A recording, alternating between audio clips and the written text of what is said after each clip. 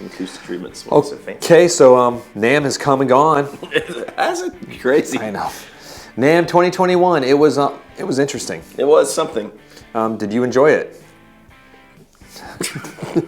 So for those in the know, NAMM is a thing that we go to every year in Southern California. Winter NAMM. It's in LA, Anaheim, and it's really fun.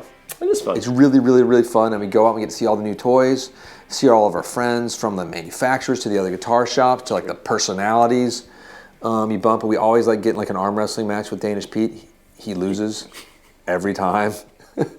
See, I was going to say he crushed us. I was going to let him feel good. No, he loses. Jack always beats us at Pete's. That dude's like got pipes. Indian leg wrestling. He's very sinewy. You know? Did Derek say Indian leg wrestling? He did. That's okay. He's I'm not sure you could say that. Anyway, NAMM 2021. So we were just talking about some of the winners, losers. Not losers, just like who really stole the show. Yes. And it wasn't really a show this year. It was all virtual. So overall, we were kind of like, we were sort of excited about it, and that was not good. I mean, because we're used to going. And sometimes when you go year after year after year, it becomes, it's not like it's not fun, but it's just a lot, and you're like, oh, I'm going to be tired, probably going to get sick because you have all these people squished into the... It's funny you said get sick. Funny we said such a thing. But ironic, right? The irony.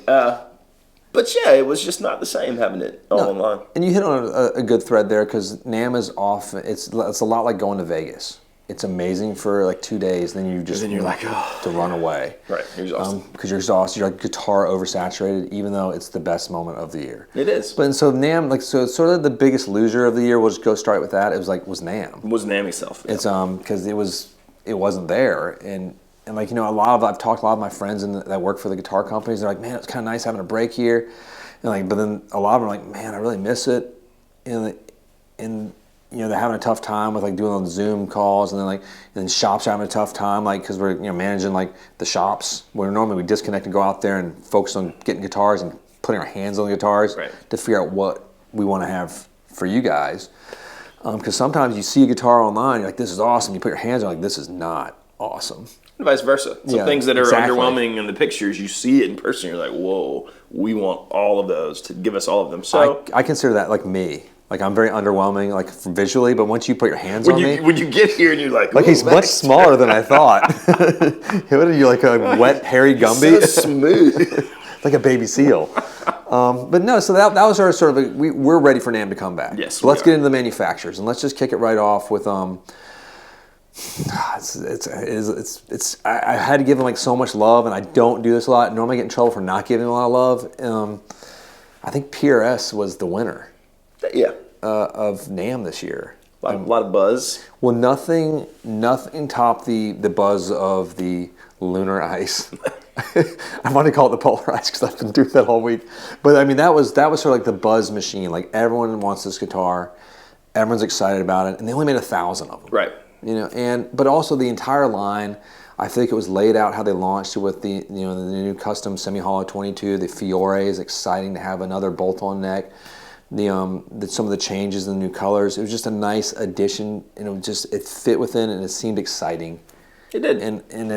And they did it. They had a 3-hour launch party that I still haven't gotten to watch all of it because I don't have 3 hours to watch it all. But their content was good. They put a lot of cool stuff out there online. The 3-hour live thing was awesome. So it still felt like they managed to capture like an event, because that's part of the thing when you go to NAMM, and it's like, oh, this is an event. Like, we're launching things. That's the excitement of it, right? They sort of somehow maintained a small modicum of that. I thank you for saying that. That is exactly. I was trying to figure out why I'm giving PRS that love again. That's why. Because that's why. Thank you, thank you, Jonathan. You're welcome. Helps me. Who was another sort of surprise hit that we were talking about? Ibanez. I mean, not that we don't like Ibanez, but we just. They're not always in our forefront. They're not a brand that we are focused on. Their launch crushed it, though. It did, man. Crushed. Like, I'm not an Ibanez player, but I want a Shredder Ibanez guitar now. Do you? Yeah, dude. Like the new there's like the radiused entire top armrest almost. We could go halvesies on one.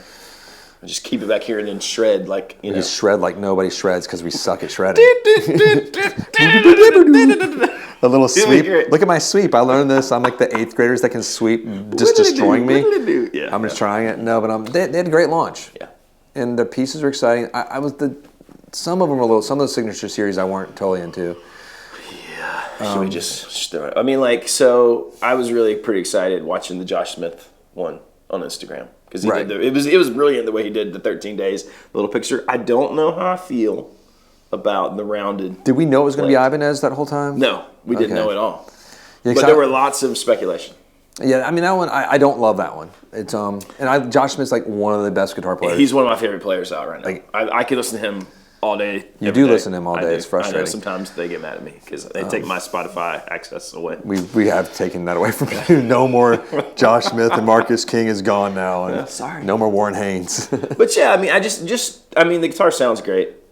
It's got some really cool features. Aesthetically, I don't know. It's my favorite. You're kind of a purist, so I get that. A little bit. If it had like the radius armrest on the top and was like in multiple colors and rainbow, 100%. With no headstock. Yes, with no headstock, totally into it. But I think Ibanez really captured. We have lots of people have been calling us and like sending us emails just saying, Ibanez, do you see the new stuff? We're like, I didn't. Let me get into it. I think Fender sort of skated in there, had a pretty good stuff there too. Like I like the 75th anniversary pieces. I'm excited about those. I think we have a lot of those already pre-sold. Yes. So those are being offered like as just limited editions, right. And it's a beautiful burst on it with the gold hardware. I thought that was great. I think some of the Mexican pieces are really exciting with the P90s. Yes. The Noventos, I can't remember the name exactly. It's always a new cool name from Fender.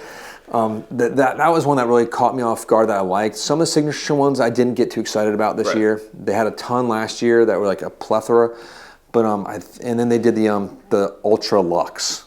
Yes. Which they're adding stainless steel frets, some new color combos, and some, if you want the Floyd Rose, it's in there too for some of them. If you're living with Ibanez and shredding, so that was a pretty solid launch too. Yes. Taylor was pretty cool. Was it?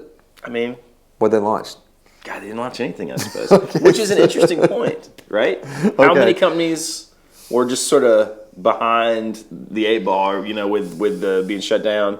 They didn't launch anything. But Taylor, before we move on, I guess the thing I enjoyed was seeing our friend Z and his lovely daughter being part of that thing. Yeah, that was the 1/21/21 launch they did, like it's for charity, and so check it out. It's a launch. Not enough people are watching it right now, but one of our favorite customers and friends, he and his daughter are featured in the video, and it's like featured for like a few seconds, but it's amazing. Still really cool. It's amazing. No, they had a solid launch. It wasn't. They were sort of relaunching a lot of the stuff they launched in 2020, because of COVID and everything. They were like, hey, we didn't get much love for our Builders editions. The American Dream was a huge launch. The Grand Theater came out sort of at the end of last year, which has been a huge hit for us. And I'm curious how it's doing for other like guys out there in the world. Like if you're and gals, if you have one, what do you think about that? Because that's been one of the 811 was my favorite guitar. We were pretty impressed by that. Just all around at the shop, I think. No, that was like that's a tricky one too because it's a $3,000 guitar. But it's pretty small. It's a small $3,000 guitar. It's an 800 series Taylor, but it sounds so good. It sounded really great, and I thought it was really fun to play. It's we always have more of those coming in, but the Grand Theaters, they all sort of disappeared really quickly. But overall, like it was kind of not a ton of stuff. It's true. It's true. Let's get into Gibson. So they just seem to not really have any guitars. That's exactly what they seem. There's no seeming. There are no guitars. There are no guitars. So that's a whole other video just with their supply chain and whatnot. We've already started working on it, but they have nothing to show right now. And so like the launch was somewhat underwhelming. Yes. And not necessarily their fault, just sort of what it is, the reality of it. No, like we're all rooting for Gibson. We want Gibson to come out swinging hard, and like we love Gibson guitars. I own way too many Gibson guitars. All my best vintage stuff are Gibsons. Yeah, it's true. It's got your SG. It's really good. Yeah, and then and the old Hummingbird, I like that. That's really too. That's the best recording guitar I have. It smells really weird, but it's the best recording guitar I have. Baking soda. It was great. It helped a lot. That was sort of a little bit of there wasn't much there. So basically, if we had gone to NAMM, it would have just been empty rows, like empty guitar stands. Yeah. Oh look, we don't want that to happen. So get your stuff together, guys. We're gonna talk about this. This is a whole other video. We're talking about that, but but in general, like NAMM was just kind of it was weird. So the fact that PRS and Ibanez have been the talking points, for almost everybody, and You know, a lot of companies are spending a lot of money putting stuff out there, and that's not what necessarily caught the fire. It was sort of almost grassrootsy online how it happened. Yeah. And PRS fans are rabid, and they're rabid dogs. That's a good description. They are. No, they are. So like when that Lunar Ice came out, I was just like, oh my god, I must have Lunar Ice. We got some funny stuff on that coming up too. So stay tuned to the channel if you are interested in Lunar Ices. We have some neat stuff. You definitely want to stay tuned. Click subscribe for that for sure. That should be fun and interesting. That's all I will say. How does he do it? This does he do this thing? Sure. We're like going hard 90s lately. We are. Like Wayne's World references That's and true. Dr. Evil. It's all Mike Myers, isn't it? Yeah, it is. Jeez. I didn't realize that. Mike Myers is a god amongst men.